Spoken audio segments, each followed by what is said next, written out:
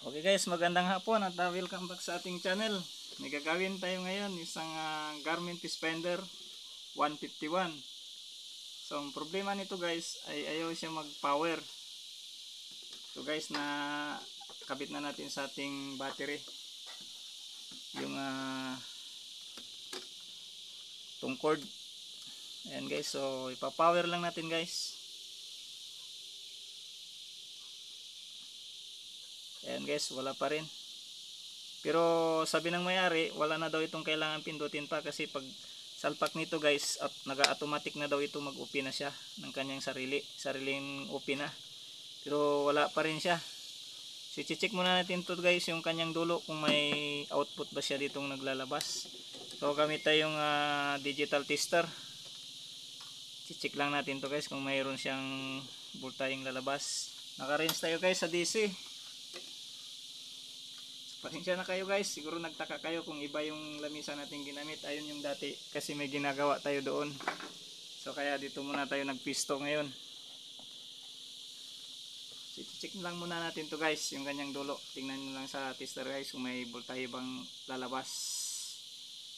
So ayan guys, meron siyang 12.6 volts. So good. Good yung supply na yan. So bakit ayaw niyang mag-open? Bubuksan lang natin to guys. So habang binubuksan natin to guys, kung napadaan ka lang sa channel ko o bago ka pa lang sa channel ko, pa-promote naman ng ating channel, please subscribe kung hindi ka pa nakapag-subscribe. Paki-like na rin and paki-pindot na rin yung bell button para lagi kayong updated sa mga susunod nating video na ilalabas.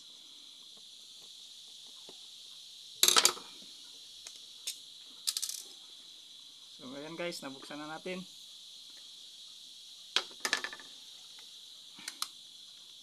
So i-check muna natin dito guys sa kanyang terminal kung may voltahe ba siyang lalabas. Ayan guys, nakasaksak na natin.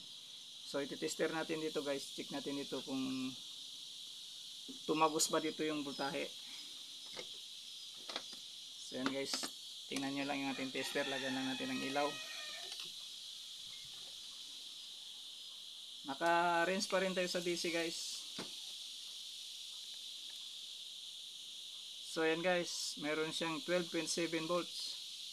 So good yung supply na yan. Bakit pagdating dito wala siyang supply?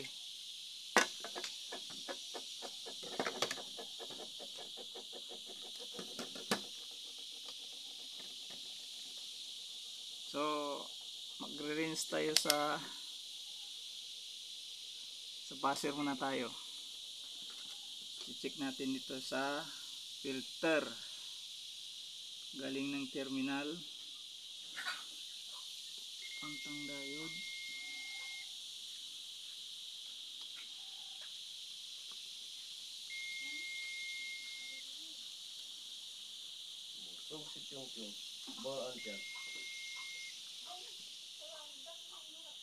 Good naman siya guys.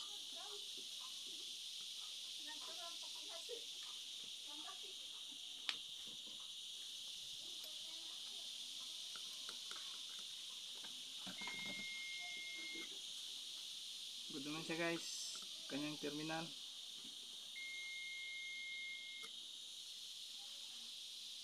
So bakit hindi siya dumating dito? Samantalang buo naman siya.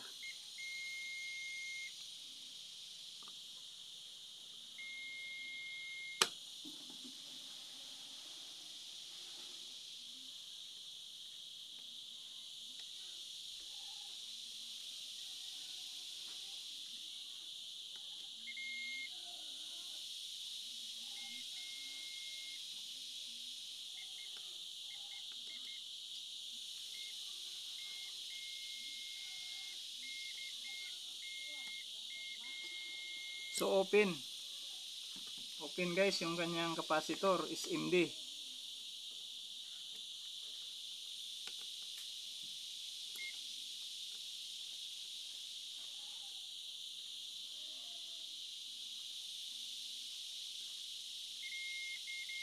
Yan guys, dinig nyo naman kahit dito tayo sa ibabaw mag tap. Yan guys, open talaga. So ito open guys, area na to. Itong SMD capacitor guys ay open. So ang gagawin natin dyan, para hindi na yan madamay, dito tayo magtatap ng positive sa diode na to.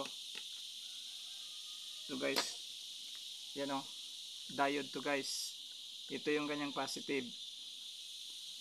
Dito tayo magtatap. Tapos yung ating ground naman dito sa ating filter. Tingnan nyo guys.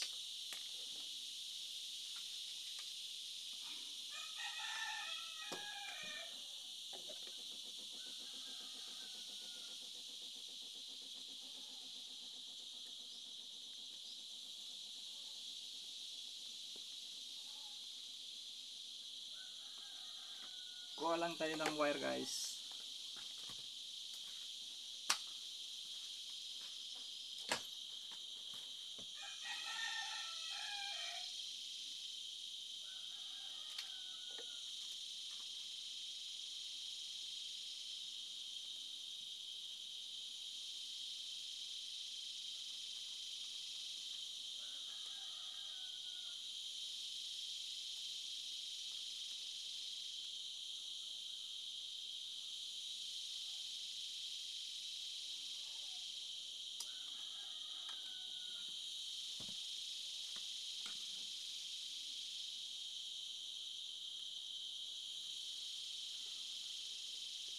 Filter tayo guys, magtatap ng ground sa paa ng filter.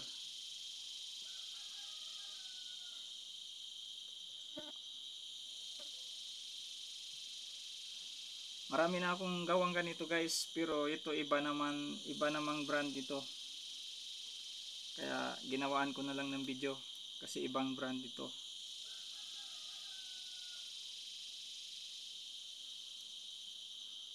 Pero marami na akong na-upload na video na ganito ginawa ko. Ginawaan ko na lang ito kasi ibang brand din, ibang brand ito. So itong positive guys, tatap lang natin dito sa ating positive din.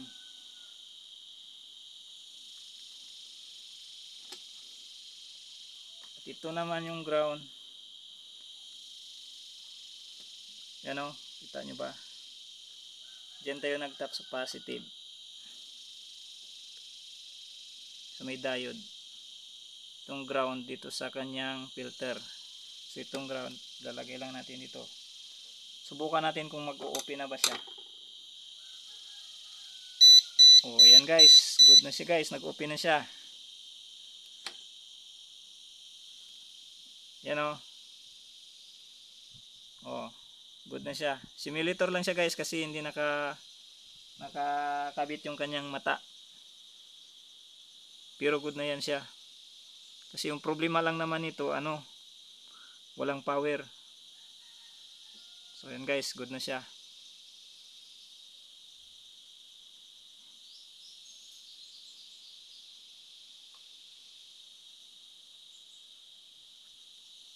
So hanggang dito na lang guys yung ating video at maraming salamat sa inyong panonood at hindi ko na siguro ipapakita sa pagbalik dito sa kanyang mga kaha kasi para hindi na tayo matagalan sa ating video.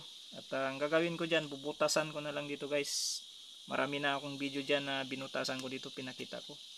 Kaya ito hindi ko na lang siguro ipapakita sa pagbutas ito at pagbalik kasi napakadali lang naman yan para hindi na tayo matagalan sa ating video. So maraming salamat sa panonood at magandang hapon.